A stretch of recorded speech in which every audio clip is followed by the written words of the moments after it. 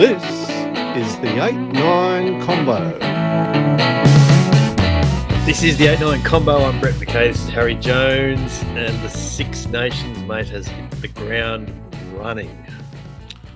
How's it? I had a dream last night. I woke up disturbed from it, and you were in it. Now I'm disturbed. You were being cradled like a baby by Luka Doncic, who has just been traded from the Mavericks to the Lakers. It's a sports dream. Don't know why you were sitting in his lap, but it wasn't selfie time either. It was very disturbing.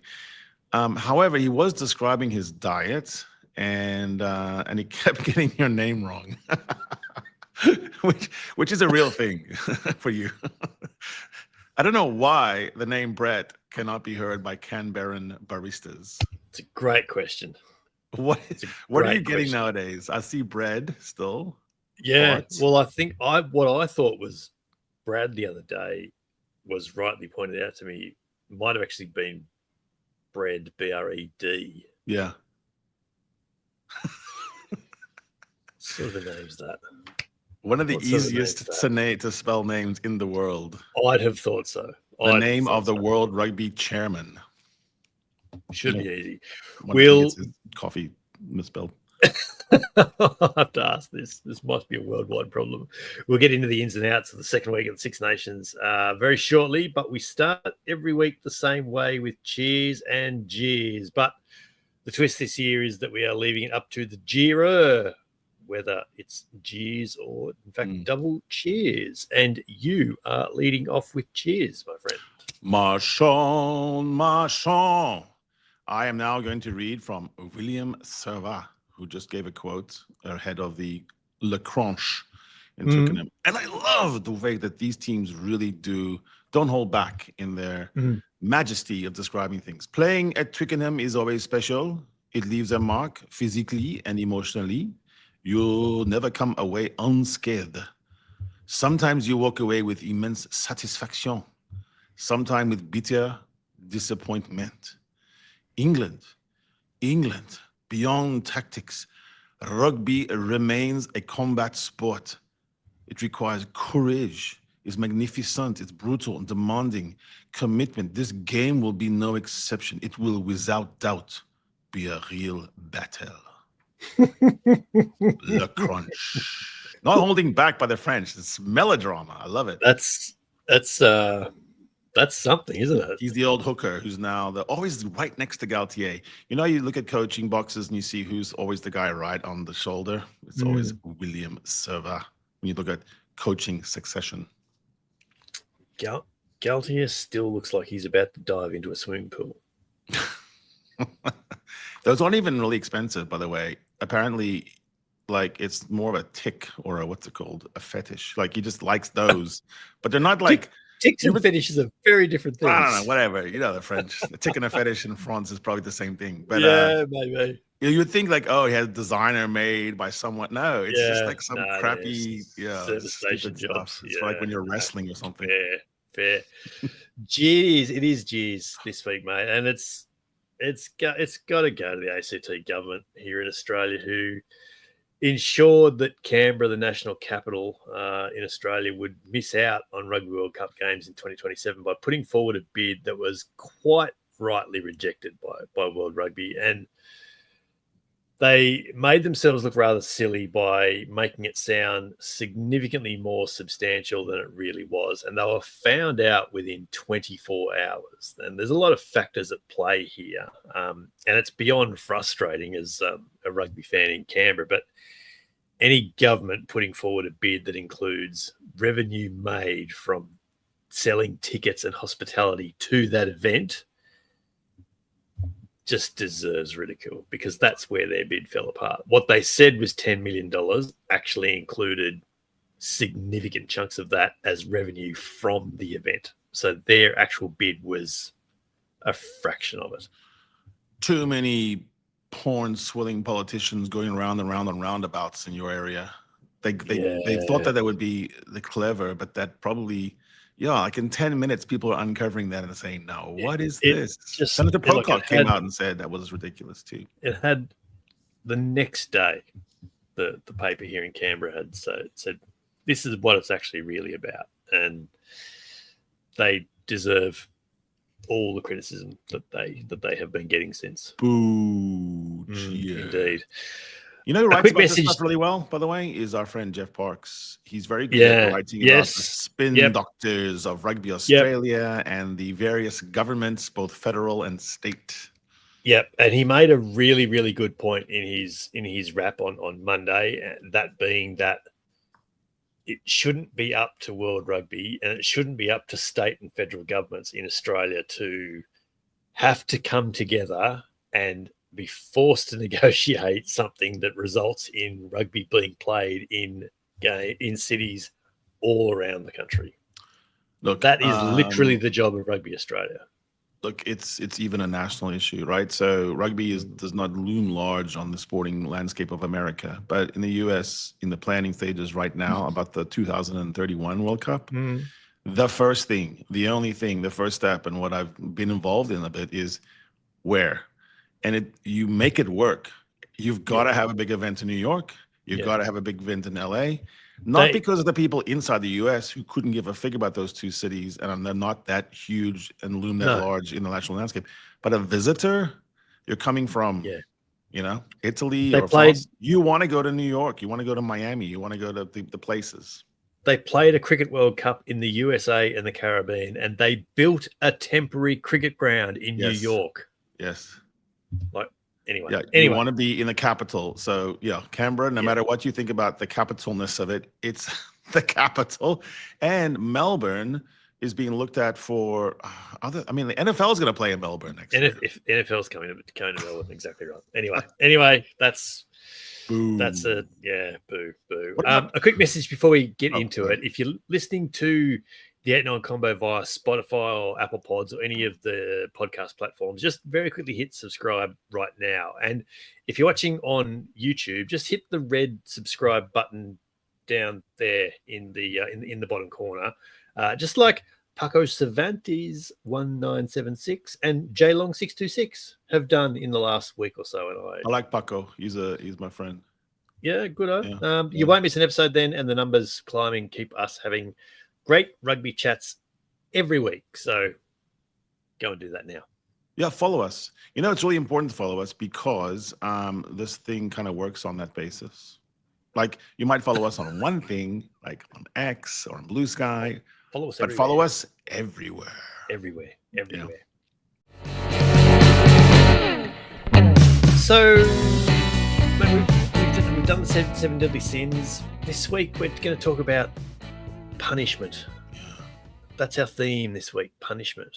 And it sort of feels like the Wallabies are in for a little bit more punishment because Joe Schmidt has now we meant on-field punishment and maybe in judiciary. William Servat, is great how he says that sometimes you never come away unscathed. We were kind of going with that. You don't leave a rugby pitch without something damaged to you. Yeah. And then we go into the Joe Schmidt watch, the hour by hour, day by day. What will he do? Where will he go? There was some theory that it was building leverage because how much more leverage could you have right now than Joe Schmidt? Yeah.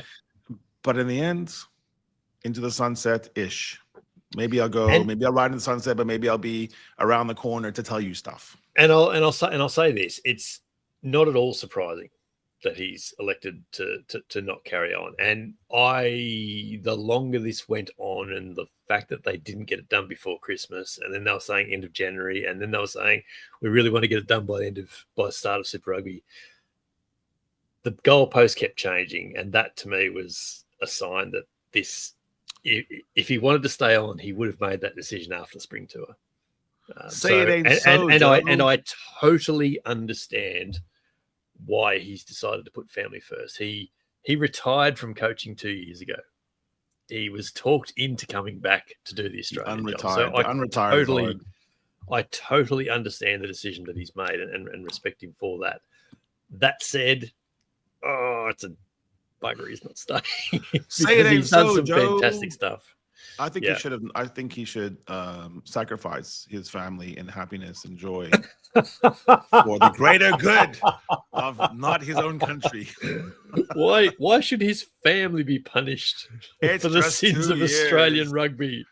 Joe, you're gonna go home and be really bored, and you're gonna go, "What did I do?" You're gonna watch the World Cup, and you're gonna see Michael freaking Checker lifting the cup and say, "Could have been me." That's gonna be the thing now. So I like Michael they'll Checker. essentially Sorry, be on the didn't say lookout freaking. for a fourth coach in 5 years, which isn't a great look. But Let's do the debate, okay? And Okay. and no interruptions. You say your best faith argument why it shouldn't be Checker. I say why it should. Go.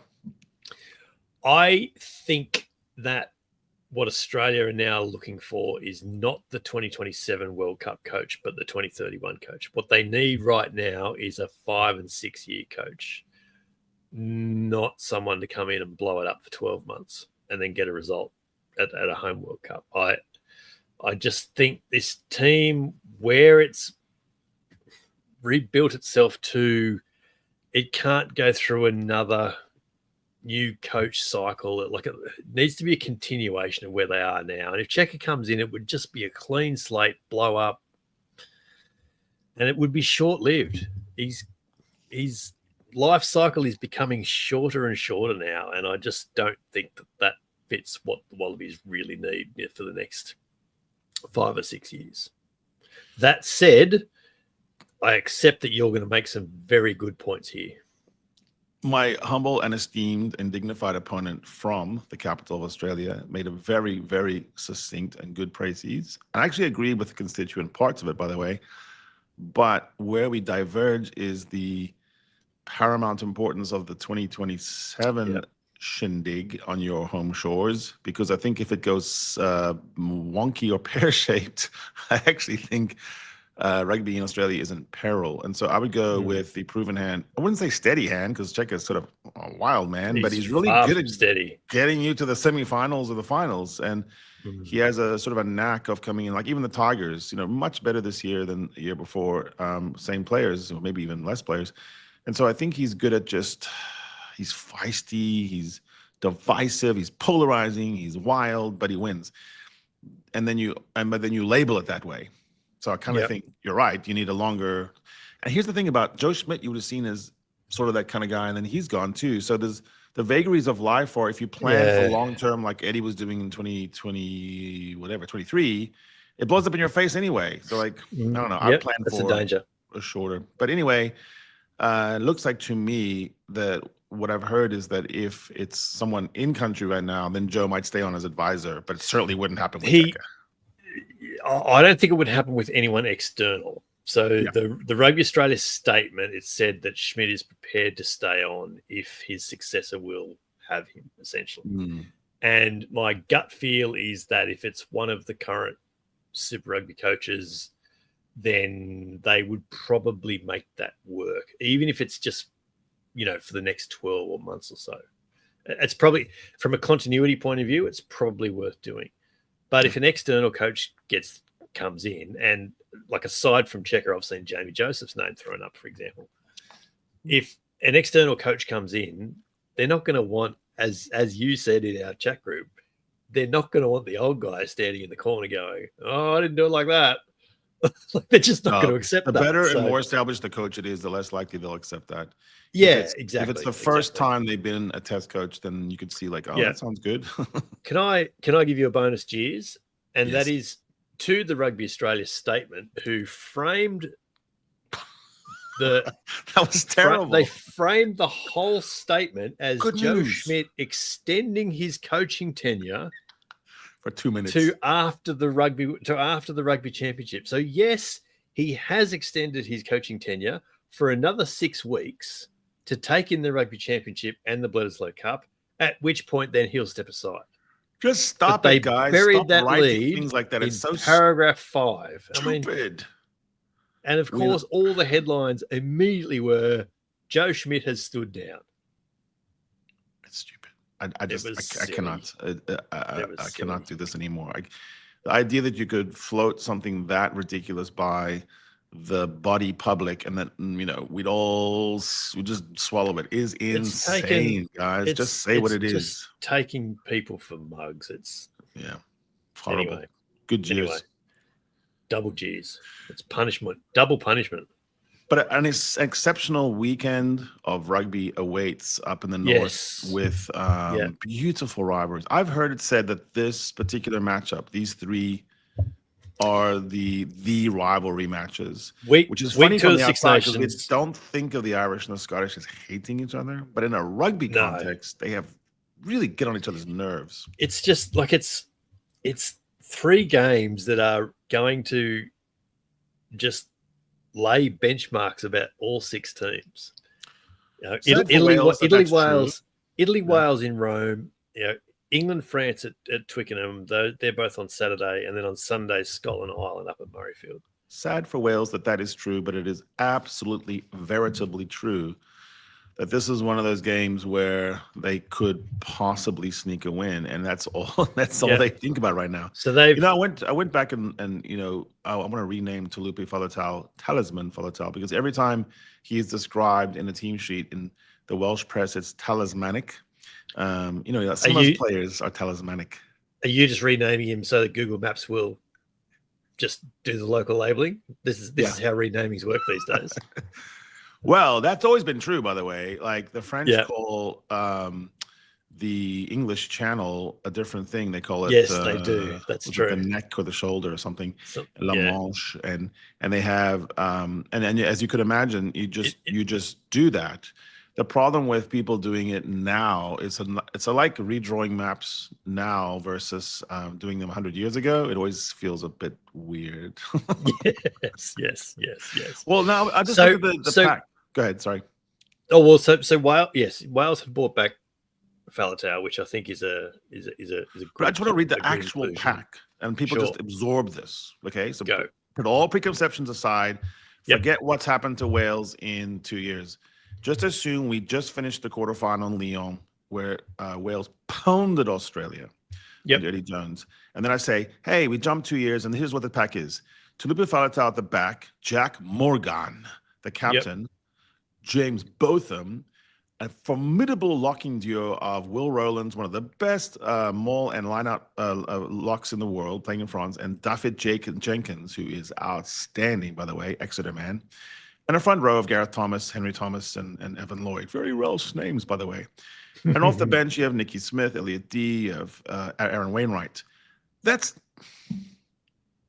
I don't know. That pack doesn't sound bad to me. And I just for the life of me cannot figure out. I mean, we can get into the backs, and maybe that's where the problem is. But that is a proper Welsh pack. Nuggety, strong, smart, hard, steeped in history. Their fathers, their grandfathers, their great-grandfathers before them. Rugby in the coal mines, green valleys. Why are they having any underdogness against Italy? But they are clearly the underdogs by at least 7 points. Yeah, that's all fair. Italy have actually named their team just as whilst we've been recording, actually, and I can't see any obvious changes to it. Yeah, and this is their big game too.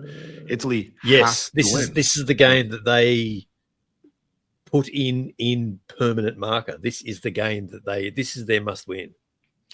So my only answer to my own question is that their attack play, because they have no attack coach right now, again, with a misnamed midfield of Nick Tompkins and Eddie James, and an oldster on the one wing, Josh Adams, and Tom Rogers on the other.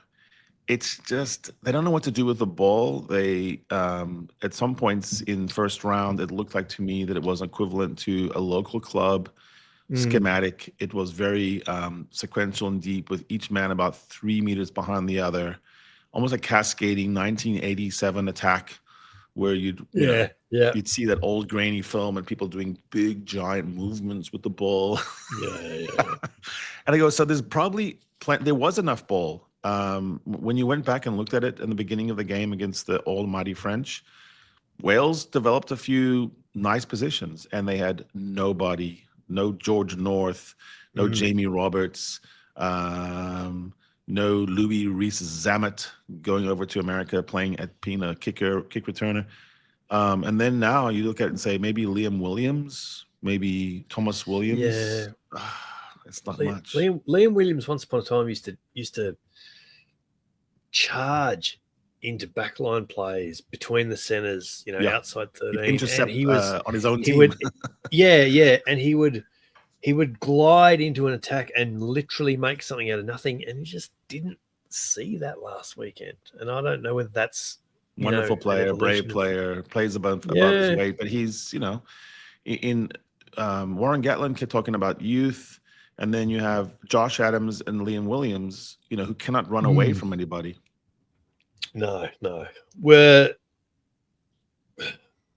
What sort of punishment awaits Wales from here? It's so gloomy, right? They've had it on all fronts. It's almost like you wonder, was there some terrible sin committed 10 years ago, and now we're watching the slow rolled out punishment because you have scandal about how they treated their women rugby program. Well, now we're talking crime and punishment, aren't we? Twice, and it's very horrible. It's bad. Yeah, it's bad. Yeah. Like, guys, if you think sometimes there's some false complaints, this is like serious stuff. This was a long list of stuff, and it was the second time around, so there's no excuses about I didn't know, proclivities, etc. Second, their money is upside down. And it turns out it's the wrong problem. They have plenty of money somewhere in the system, and it's getting to all the wrong places. Yeah. And the third thing is every time they try to think of a solution and go forward on something new, you find the same old guys, including the coach. And so there's not even a fresh start. I don't know. Yeah. Nah, more than fair. But I think this is the week of upsets. My only thing is I don't know which one of these three will be the upset, but I'm absolutely sure. And I would, if there was a thing to box the chick of an upset will happen this week. If Italy beats Wales in Rome, is that an upset? No, I don't think it is. I'm saying one of these three will turn, and right now Wales would be the upset. So Wales is a no hope. Yeah. I think all the bookies have them down by a score, a converted try. I think it's like maybe 8.5 points, maybe. Yeah. Even. So it's more than a converted try. Yeah. What I'm trying to say is it'll be Wales winning, or Scotland winning, or England winning. I just don't know which one. Yeah, sure, fair. But I think of those, there's something about that pack that I look at and I say, at what point does the pack say, you know what? Fuck the coach. I don't care about what they say in the papers. You and me, these guys. Let's just get it done. Are we really, are Italians better at rugby than us? Yeah. I don't think so. I don't think so. And something kind of brutal that way, where you return to your roots, you play for your father, for your grandfather, for your family in the stand. And maybe it's good that it's on the road. Maybe it's almost less pressure to be Welsh playing, in Italy. I wonder if they've gone to Italy early. I wonder if they're there now already. Yeah. Like they've actually had a mini camp. That'd be cool. I am talking myself into an upset here. And here's another reason why. Sounds Italy, like it. How many times has Italy in a Six Nations match in 25 years been the favorite? Started as favorite? Wouldn't be many. I wouldn't. You know what? That's hard to do when you're not used to it. Yeah, exactly. Speaking of forward packs, France's is enormous. Holy cow. They're huge. It is Le Gros. Huge. There's even a guy named Gros. I've not looked at the weights, but their starting pack may crack the ton. I got a few, including the fact that one of your props is called Gros. Yep. That should tell. Movaka is a big lad. Yep. Antonio from Wesley College in Auckland, 149 kilograms, and that's a lie. Yeah. I'm going to say post lunch, he's 152. We have Rume and Miafu. Miafu is a 145 kg listed. Also, I think that's possibly false. He's brother's old boy. So you have Auckland and you have brothers old boy guys coming in at a combined weight of 300 kilograms.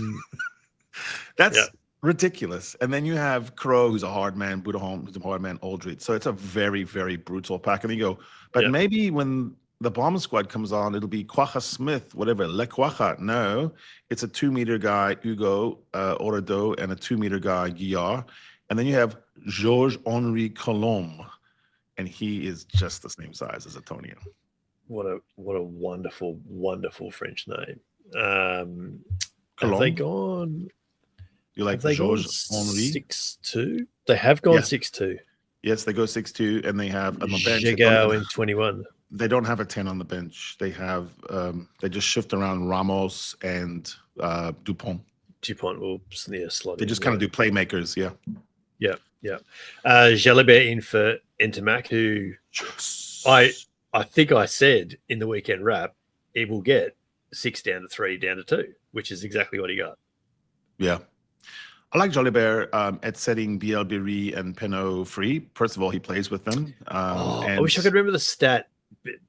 Penaud and Bielbiri have scored.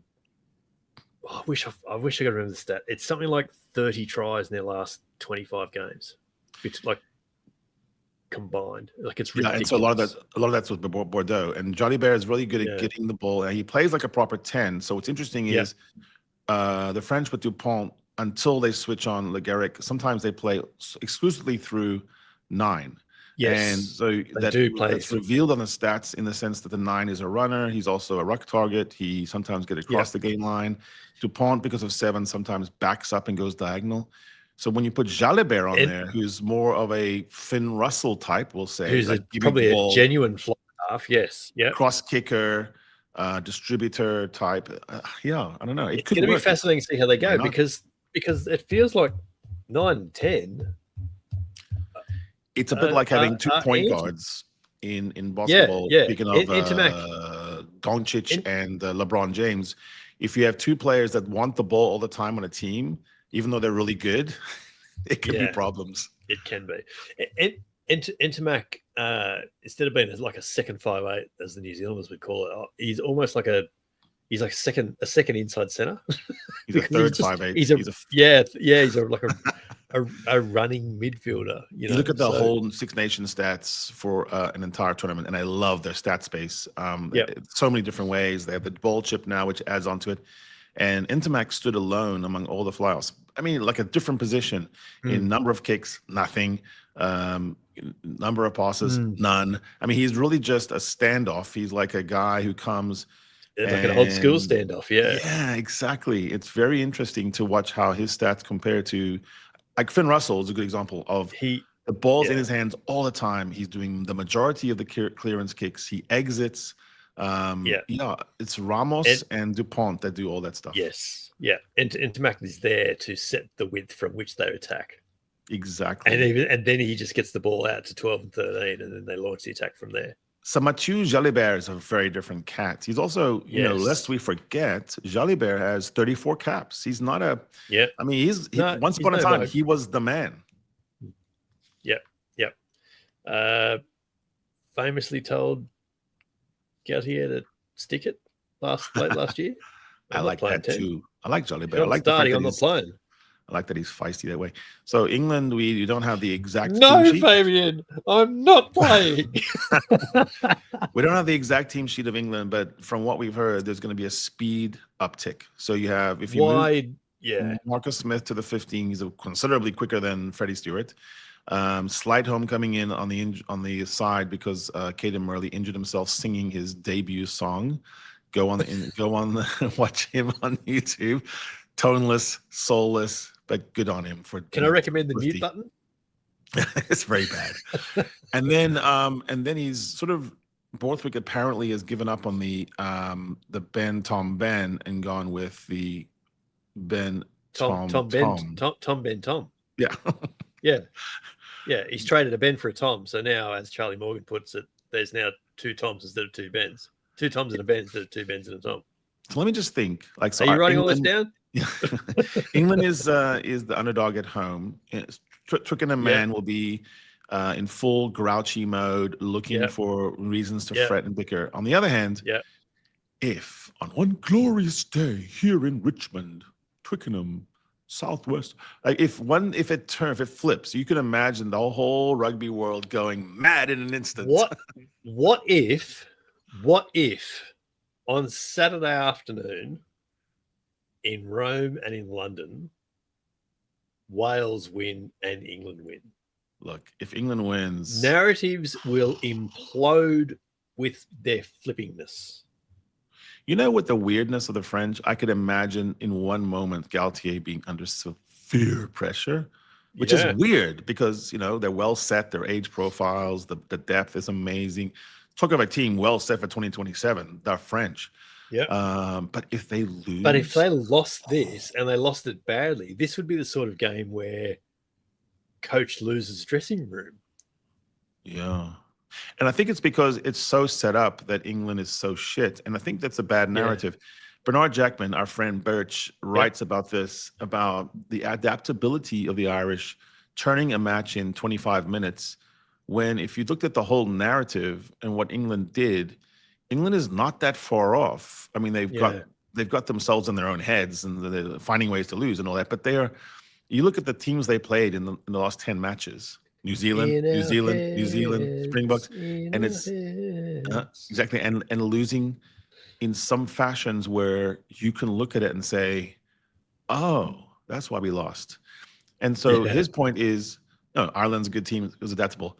England is not adaptable. If they find a way to adapt, they are very much in the mix. And I think that's interesting because I could see the French coming in with the opposite of Italy. Italy being, "Oh my gosh, we're favored." French really do know they're favored. They expect to win this match.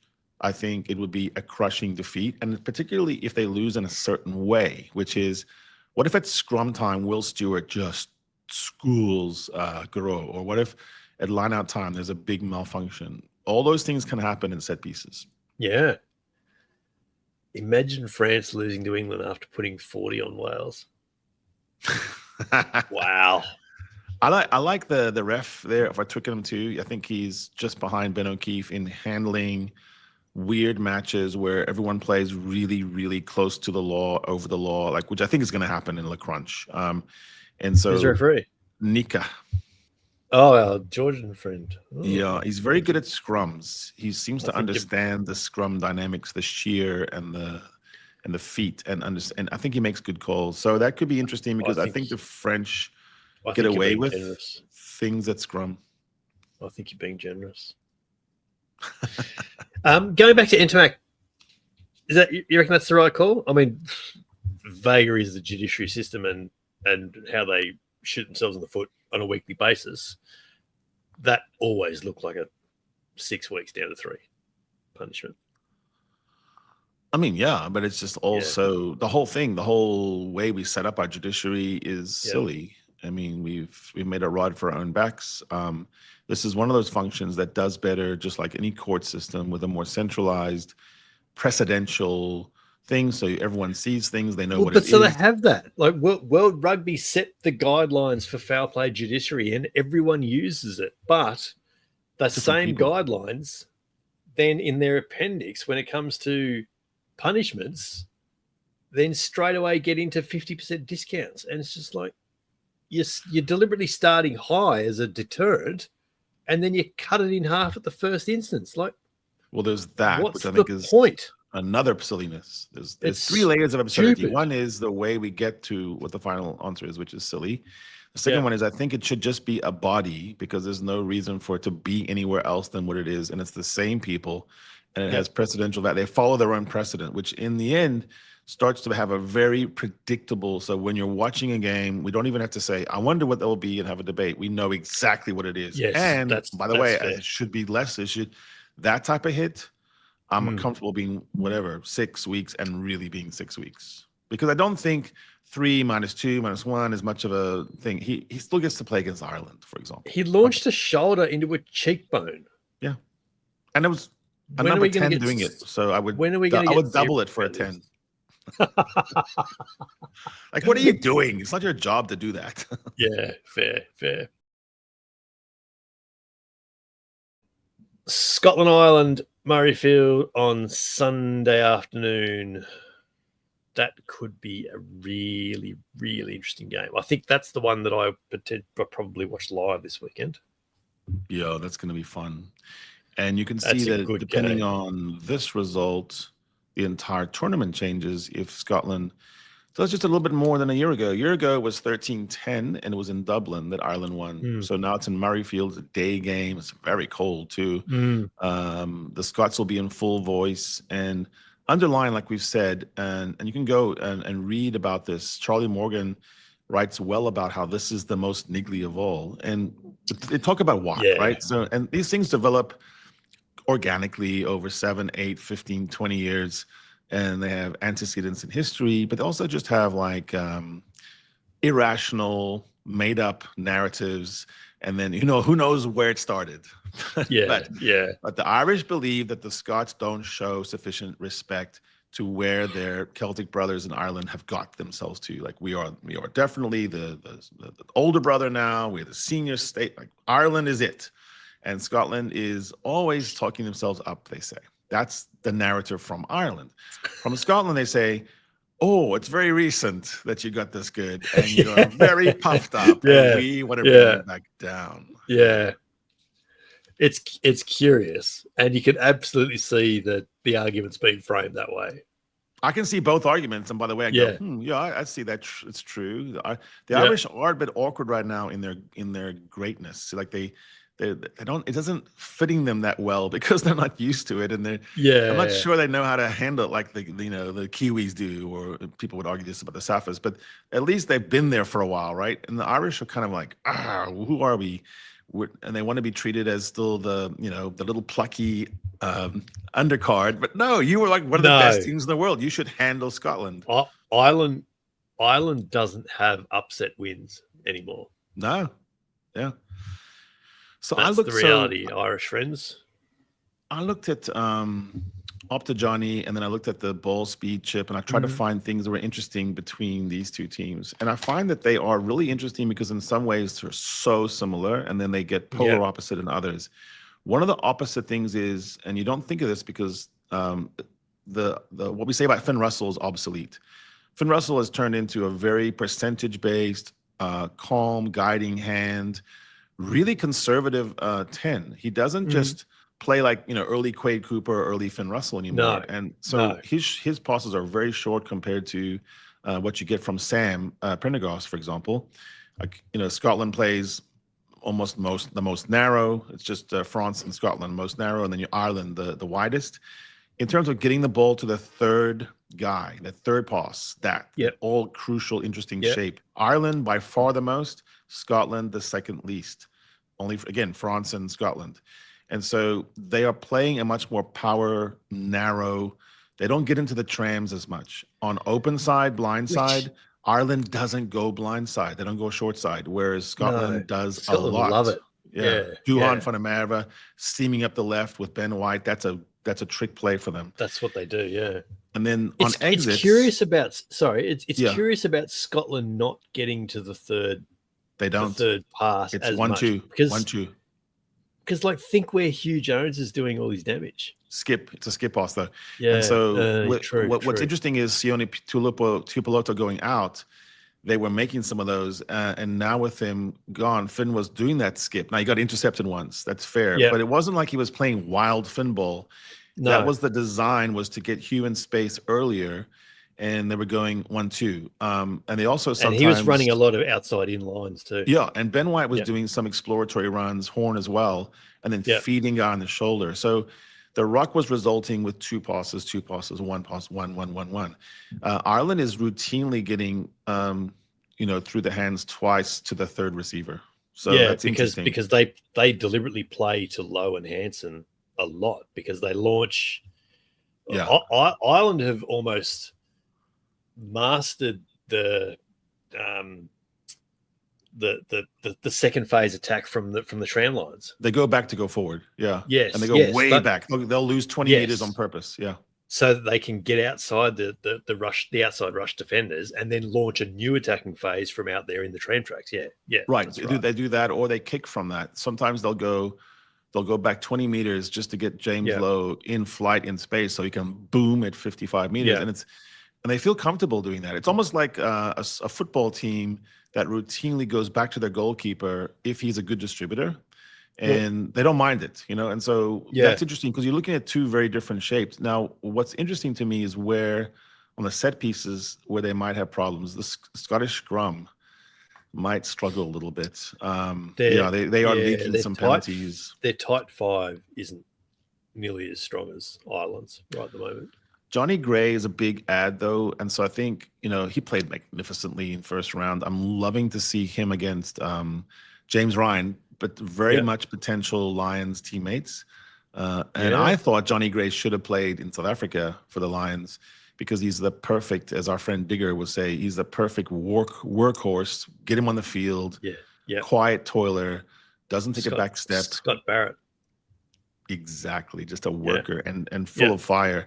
So I think when you look at the early 20 minutes, I think that's interesting to look at the packs. But I think that final 20 minutes going to be game managers. Hugo Keenan is unbelievable right now. I don't know how long Jamison Gibson Park plays, but in round one he played pretty long, maybe 65 minutes. I think actually much like France with Dupont, I think they play him for as long as they feel like they need to. Oh, they're a different team without him on, right? Connor Murray is not he's no.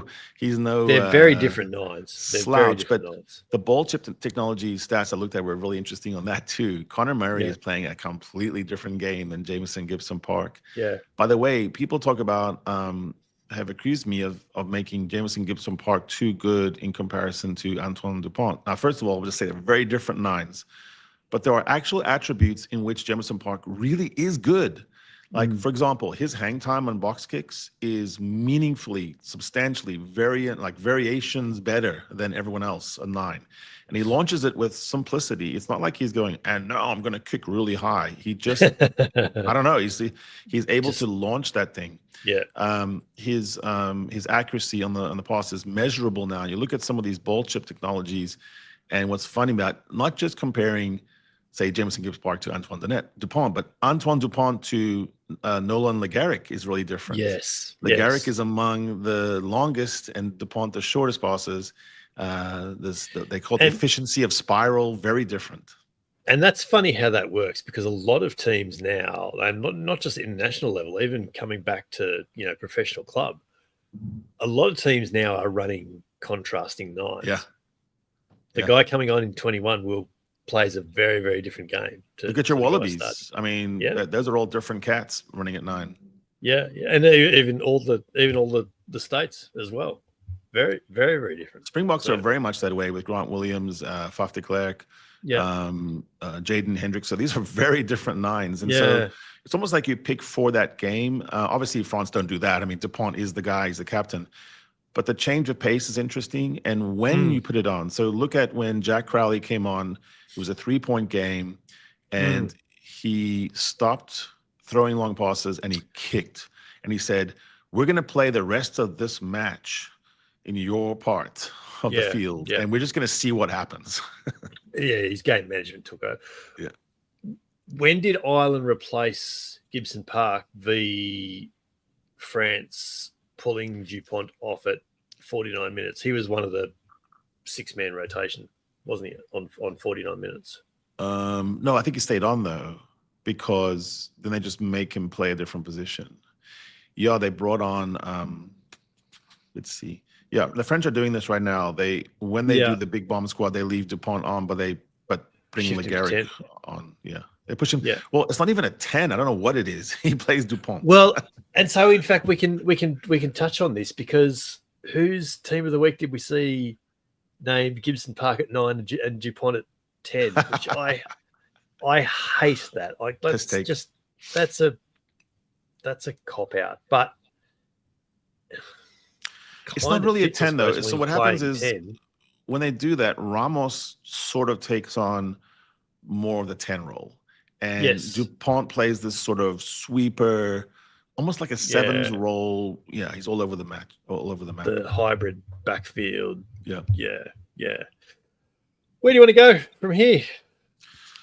Well, I think we need to declare of these 3 matches which one we each think is the most likely not to go to form. Like if we just saw the form, we say Ireland beats Scotland and the French beat England, and Italy wins against Wales. But which one do we Well, think has the most question mark? Let's roll games of the week in here now. Let's call this games of the week for the Six Nations. So Italy, Wales on Saturday, England, France. Closest Saturday, game, Scotland, Ireland. I think Le Crunch could be the closest game. That could be. I feel like that could be less than 10 points. That said, Italy Wales isn't going to be a blowout either. I think Ireland will beat Scotland reasonably comfortably. Okay. I'm going to go with that match. I'm going to say that Scotland surprises us. Right.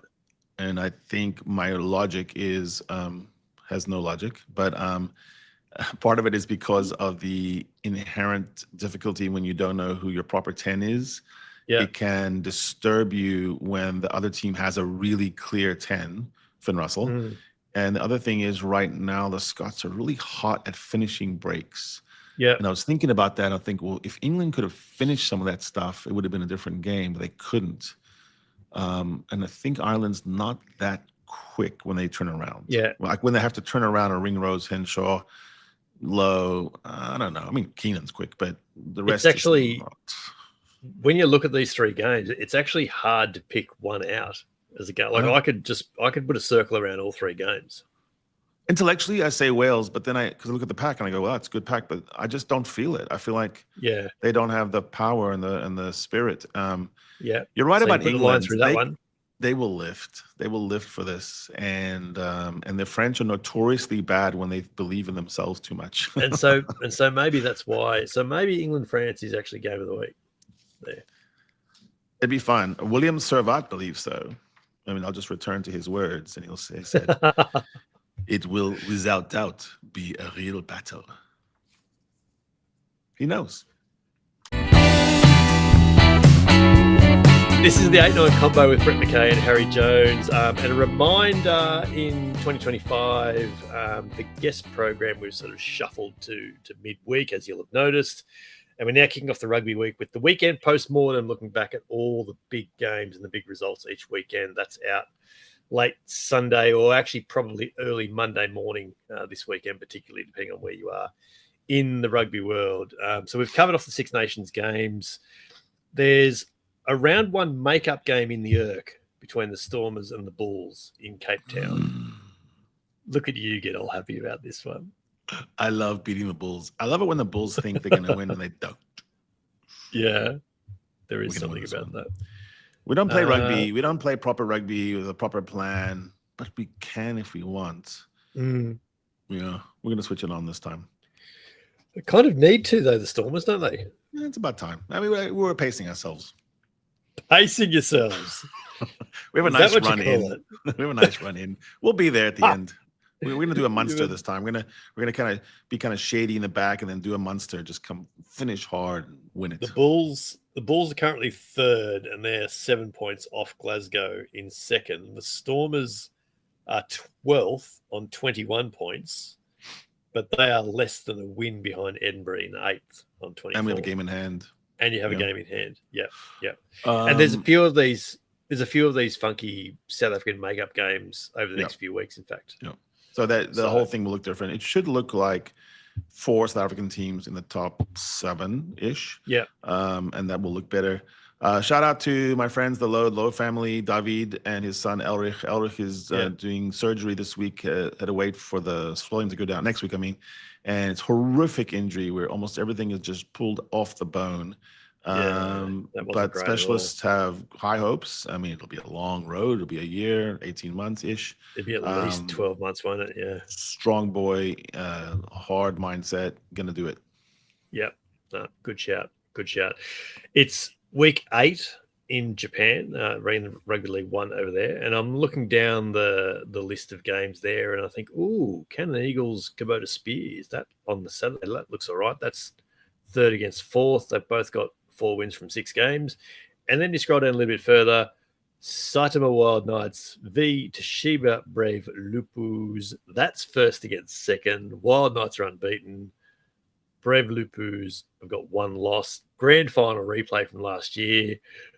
Panasonic went through the season unbeaten and then lost the final to Toshiba. So there's your Japanese game of the week right there. That'll be an absolute ripper. I wanted to announce a conversion. Not 2 points post try, but I am converting to following and hearing and cheering for the Houston goddamn Sabercats. I like the way they're rolling. I like their beer sponsorship. I like the fact that they have a dedicated stadium. I like Porto Human. I like what they're doing down there. And so I'm going to say, yeah, I'm with them. Are you working for the goddamn Sabercats this year? No, it's a good That's team, not a no. The Harry Index got a bit funky this week, mate. Yeah, I just kept hearing Toulouse is better than France and Leinster is better than Ireland. So I decided to feed it into the machine and said, okay.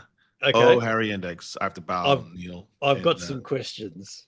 So it was difficult, and I had to do some weird gymnastics of saying, so when Dupont plays against Dupont, is he more fired up as a Toulousain or is he more fired up as a France? Does he want to beat himself up or does he go easy on himself? Yeah, good question. And then I looked at the bench as well. So I wondered about, strength and depth, because that usually is what makes it different. And I felt like Toulouse is a proper test team. Go ahead. Yeah. What's the question? Okay. Here's my question.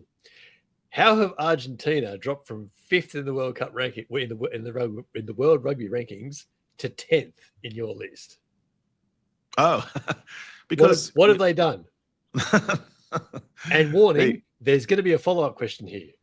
Well, no. So this was what people may not have seen. This Harry Index combined the top club teams with the top test teams and imagined. Yep, they can see it on screen here now. That they could play against each other, right? So there are just some club teams right now that I think have a better scrum than Argentina and would ping, I think, with So Argentina has some set piece difficulty, but they have good line out. But I think in the end, I just felt like because Argentina has to currently play in the French leagues for the most part, all over the place, that there might be a cohesion factor for Toulouse against Argentina. So Argentina, by not playing, dropped down the rankings, is what you're saying. Oh, yes. So let's talk about the Blues. Let's talk about the Blues then, shall we? Blues. Who have stayed in the top 4 despite having not played since last June. But they can't be punished for not playing. we're going back to punishment. Okay. Yeah, here's another question for you. They're not punished for not playing, but the Harry Index says that they're looking very closely, and that if the Blues don't start out really well, they will drop all the way out of the top 10. How have Scotland dropped from 7th to 8th after beating Italy, yet England rose above them after losing to Ireland? Yeah, you go play Ireland and see what happens. I would like to see Scotland's record if they played New Zealand 3 times instead of Chile, Uruguay, whatever they did last year. I love that your defense. England had a weird, I don't know what, they had like a sadomasochistic, speaking of punishment. They were punishing themselves by creating 2024 of hell. And then they even lost to the Wallabies in ridiculous fashion. I'm like, dude, you guys should have scheduled a few games against Portugal. Play Japan more. I love that your defense of your own rating system is, well, you try and do better against Ireland. We'll see. Scotland's about to play Ireland. We'll see what happens. We'll see what happens. They might rise because I think Scotland might take this. Yeah, well, they would have to rise. But that then, mate, wraps up a punishing episode of the 8-9 Combo Rugby Podcast. That was good fun. I enjoyed that. This is going to be a hell of a weekend. This is a really good Six Nations. Whatever they were saying about the first round, which wasn't that great, actually. This is what this week is going to be the one. Yeah, I agree. This is going to be a really good week. Yeah. Don't forget, be sure to find and follow the 8-9 Combo on Twitter and on YouTube and now on Blue Sky as well to keep up with all our movements. Leave us a rating or review wherever you can and share us as far and as wide as possible, please. Harry and I remain on the socials in our usual places as well, at Harry Baldy Jones and at BMC Sport. This is the 8-9 Combo that sets the the short side set piece combination you didn't realise you needed in a rugby podcast. Sean Maloney's good to go in the closer. I'm Brett McKay. He's Harry Jones. And we'll be back in your ears next week. Come get upset with us. Upset. Here goes Jones with another bruising run. He links up with McKay, who pops back to Jones. They can't. They won't. They will. What a try. The Dream Team combo go in again.